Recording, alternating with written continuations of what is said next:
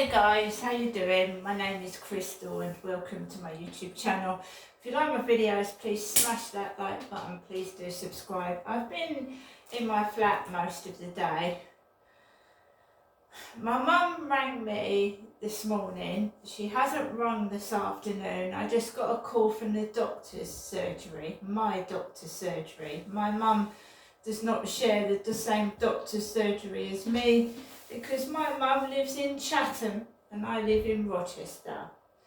So, you know, it's the same every evening, right? So we had a fairly quiet morning taking Max around the field. We had a fairly quiet afternoon. Apart from smelling cannabis opposite Costa Coffee, someone was smoking cannabis opposite Costa Coffee. And the police ain't going to do nothing about that because they never do. So I just walked past the waft of cannabis and I went onto the field. Excuse me. A second.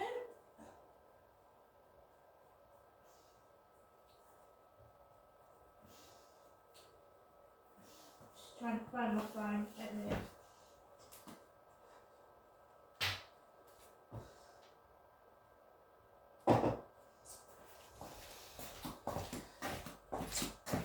Siri, what's the time, please? It's 5:10 p.m. So it's 5:10 p.m. 10 past 5 this evening, right? So we've had a relatively quiet morning, a relatively quiet afternoon. I've got some washing done. I've done some cleaning. I think the phone call was meant to upset me because the woman that rang me up to try and arrange the doctor's appointment said that I was seeing Dr. Manjeeva.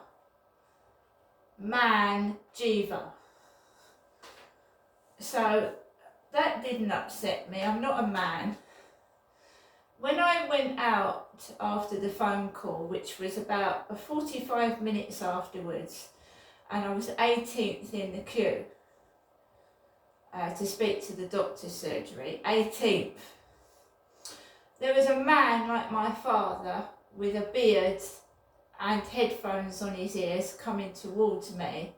He got up off of the bench and I could smell drugs opposite Costa Coffee, drugs.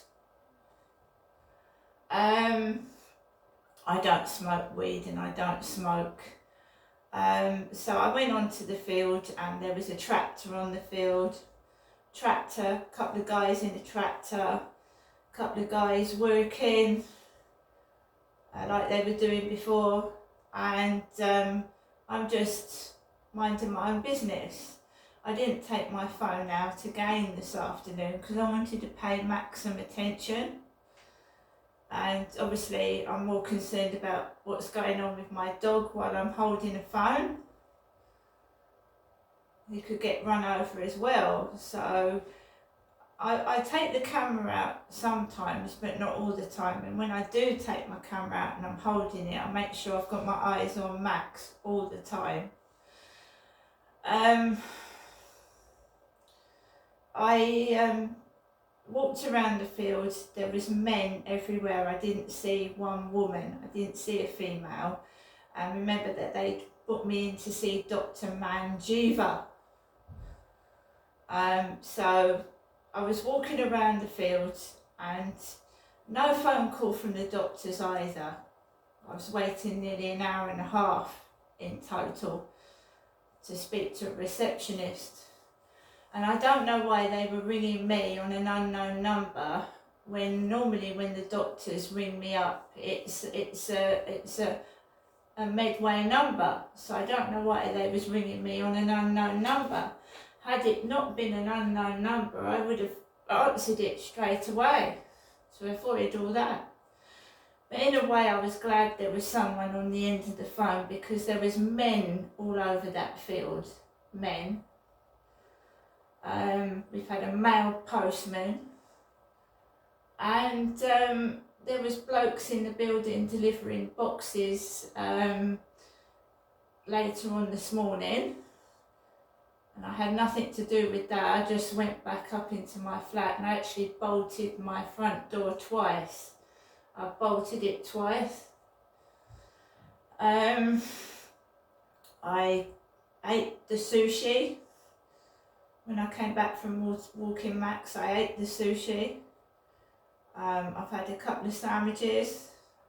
Just been trying to relax and listen to the radio. I've been listening to all sorts of radio stations. I haven't been answering any TikTok messages, and most of them are from black guys, black men. There are quite a few from white men as well, but there are substantially more messages from black men, and I haven't been answering any messages from anybody because I don't know who these people are.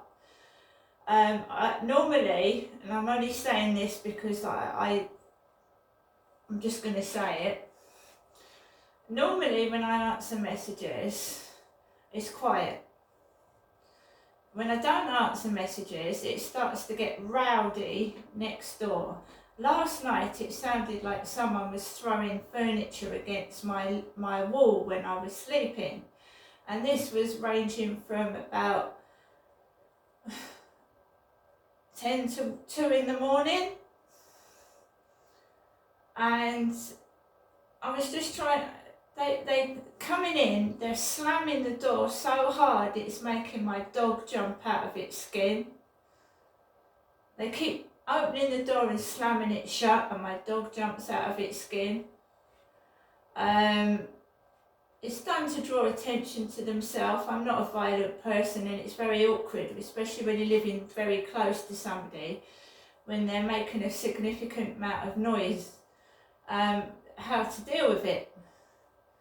So for the moment, I'm just ignoring it, but I will get sleep. I will, because I've been through this before. And if I start getting victimised and bullied, my landlord will have to start doing something about it, and so will the police. Because I believe that it's either an older teenager or someone in their 20s that is mucking around in my TikTok, and the police need to go down their mobile phones and have a look what they're doing.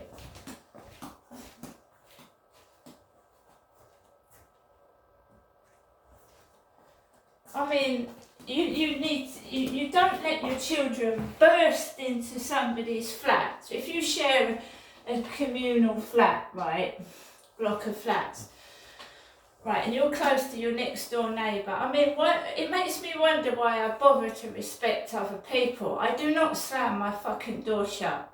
I don't wallop it shut. I don't go into my flat, clump up and down and throw things about.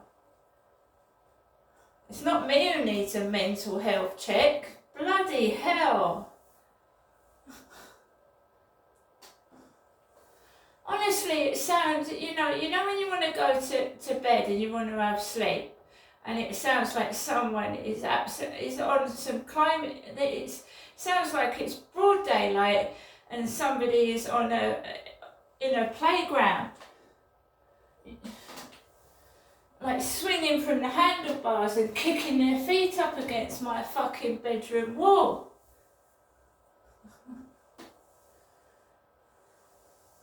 I wasn't very well yesterday and it pissed me off.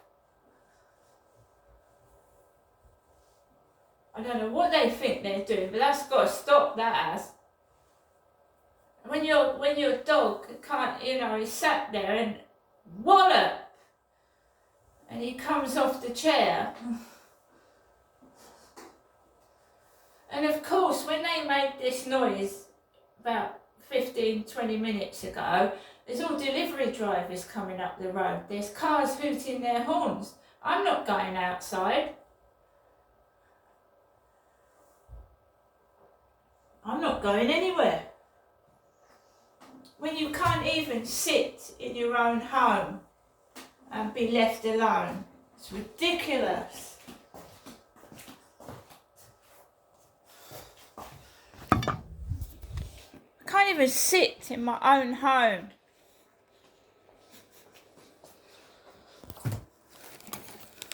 And I'm not an angry person, I'm a female. So I don't know who this Dr. Manjiva is, if he's a real doctor at all. But that was purely done to upset my afternoon. And drugs again, opposite the Costa coffee. I'm not going to be forced out of my flat like I was in 2020 and 2021. They're going to have to do something about this and find out who's instigating it, because I'm sick and bloody tired of it. I really am. It's worse in the evening. Absolutely worse. The evening walk is worse. Last night it looked like it was a prostitute site outside. I wonder what's going to happen when I go out this evening.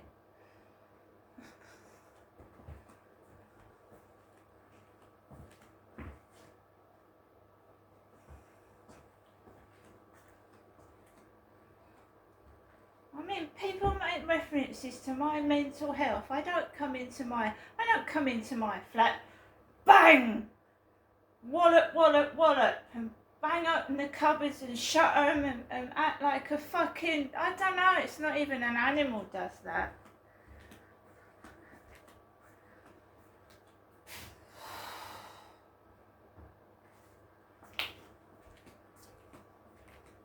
I'm not acting. I'm a woman.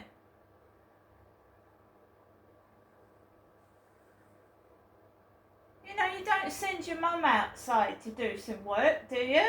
Do you send your mother outside to work the streets?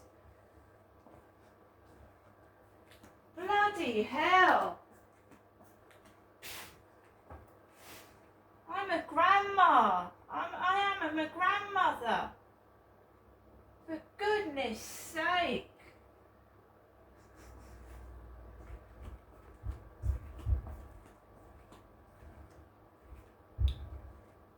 So he's banging upstairs now. He's banging coming up from the ceiling. He's banging. So, I'm in my flat and I was listening to the radio. I was also doing a bit of washing. I was minding my own business. The sun's been out. It's been a lovely day. And all you want to do is sit and relax, right? That's all you want to do. That's all you want to do. Right? There's no need to slam doors violently shut to make someone know that you're there, because I know you're there already.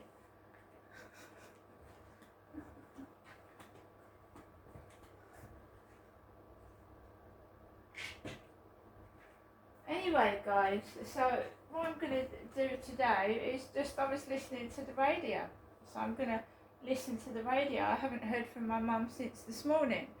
I've heard... So I've got some drilling now.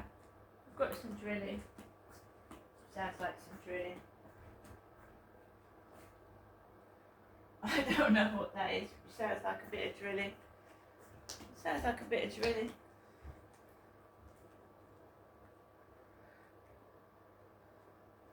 I'm just going to grab my coffee. I'm not crossing, I'm not going outside. It's as simple as that.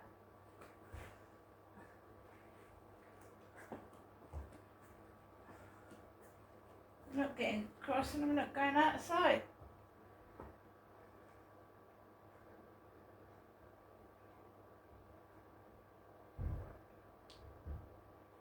So it sounds like someone's doing some do-it-yourself again on a Wednesday evening.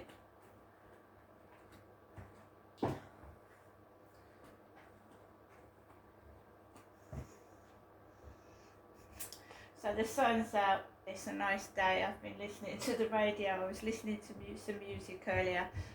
Alexa, LBC radio. LBC London from Global Player. Of people, particularly younger people, you are not going to get the pensions of older people in the next 20 years paid. It's just not bingo. Yeah. And there's going to be nobody to consume the product of the 50-year-olds. Because, 50-year-olds are highly productive, but they've already bought their house and they bought their car. They only need one car. They only need one house.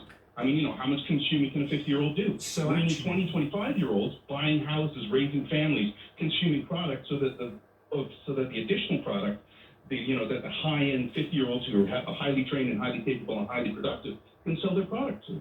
And also to produce the capital which we need in order to be able to invest. So this problem was incubated, for want of a better word, 20 years ago, Joseph, and even at a time when Conservative politicians were talking about getting migration to the tens of thousands, now we're in a world where actually it is sort of impossible to do that because we don't have the Impossible. numbers. It'll just be really, really painful Yeah. and totally unnecessary. All right. Joseph, as always, great to talk to you. Thank you. Marita's in Lambeth. Marita? Hi Tom, how are you? Oh, well, your thoughts on this plan? So I was really, really shocked to hear that the NHS have only just recently implemented their Astonishing, isn't staffing plan. Yeah. So I'm a relatively new listener to LBC, Oh, and well done. a couple of months now. But the thing that I've kind of been able to extrapolate from the majority of the topics that are covered is that there's no sense that the government, past governments or present governments, have any sense of long-term planning. Correct. So because everything just seems to be a reaction to a problem. Absolutely. It's not like they've ever sat down and said, okay, in 10 years' time, we want our citizens to be having this standard of living and for everybody to be attaining these levels of happiness or whatever the measure would be. In 20 years' time, we're going to have X number of people in the country, and then based on that, these are the needs that we're going to have and the services that we're going to have within the country. It's like that element is completely missing. Like I said to your producer when I initially rang in, it's like if you take the government as a company, which it is, it's effectively the largest company within the country. Mm-hmm. It has the high, in terms of expenditure, in terms of receipts, it has the largest amount of money to play around with. But you have a company or an organization where there's absolutely zero succession planning in terms of what it wants what it needs to do in order to fulfill its greatest need, which is one, security of the company, and then two, security and happiness of the people. I'm just baffled. Every day I listen, I just get more and more disillusioned that they. I think you're right, and I think I've had a pet theory that I'm trying to develop over the last few months about the impotence of politicians generally across the world, not just in the UK, but certainly in the UK, and it might be a particular problem in a democracy, unfortunately. One of the things Philip Hammond, the former Chancellor, touched on a couple of months back is the idea that politicians just don't feel capable of talking about the effects of the decisions they've got to make on the downside, because they've got to get elected again in 5 years' time, and no one wants to hear about, actually, this is all really difficult, and some of the consequences of us doing this could be quite bad, because it doesn't sell to an electorate. But I think that is a very good point, and that's why I think that there should be three things that should be taken out of this endless 5-year cycle of government that just gets ping-ponged from one party to the other. One is health, one is education, the other is defence. They should just be standard cross-party departments that are just constant, and that all that you're trying to do at every step of the way is to look for a continual improvement across those departments. What improvement in what way? Someone's improvement will be one person's, that they won't want to see it, So it's very, very difficult. But I do think that there is a potency problem with politicians. They're just not as powerful in the way that they once were, sometimes for good and sometimes in a world where there is huge amounts of change, whether it's technological, whether it's population level, whether it's migration, or whether it's markets. They're just not the big players anymore. Rita, great call. Make sure you call us again. Thank you for tuning in LBC's Way. It's lovely to have you on board. See you. Thanks. 03456060973 is the number. Lovely accent on the radio, Marita. 84850 to text. You can WhatsApp us on that number as well. Peter, I'll come to your call in just a few moments. 5:27 business update. Chris Justin is here from Seven Investment Management. I saw this story earlier, Chris, and I just thought, I know a guy who's going to love this. You are being done out of a job by people who haven't got a clue, because amateur investors are now apparently on a par with city fund managers. Warm me up a humble pie for Friday, Tom. Quite. Yeah, you're right. And do you know what? I'm actually really happy to read this, and I'll explain why. So, on average, the retail investors who engage in this platform, fantastic bit of PR for them, Interactive Investor, have returned 12.6% over the course of the past 3 years, which, as you said, is on par with the professional fund managers. Now, it is awesome from my point of view because it's exactly what we're trying to achieve when we do things like the investment sesh, isn't it? You know, that's 12% that these people would not have got if they put it under a mattress. Now, for the people out there who are probably thinking, oh, okay, well, right, this guy's completely wasting my time because I could have put it in cash, stuck it on deposit and earned more. Well, that's just anchoring on today's base interest rate of 5.25%. It hasn't been that consistently for 3 years, has it? Let's be fair. So cumulatively on that front, you'd have made 8% if you had the entirety of that passed on to you, which you probably wouldn't. Mm-hmm. So that's an additional 4% over cash, which is why I feel so enthusiastic about this. Now, if you're wondering if I now won't be in a job tomorrow, whether or not somebody else will be on here, and that you effectively ask someone off the street if they want to come in and opine about what's going on in the world of investment, it's important to touch on a couple of boring bits here. And that is what I do on my personal account doesn't have constraints. It doesn't have a risk mandate, and that's something that's really essential to match with someone's appetite for the peaks and the troughs associated with investment. And as bonds are, let's face it, as much as we talk about it, hard to understand and not particularly sexy, I would wager the majority of investors here are equity heavy. And effectively, Don't try and give us all the management speak to try and keep you in a job. You're being done by the little guy and everybody's enjoying it. No, listen, that is the gin and tonic. That's what delivers the punch, okay? So I am here for it. I'm not even going to... So guys, I'm on and off listening to the radio. I had a mobile phone number call me about 45 minutes ago and I don't know who it was. I'm just keeping myself to myself and that's it really. I'm just not interested in meeting anyone right now. I'm getting on with what I'm doing. So I'll see everybody later.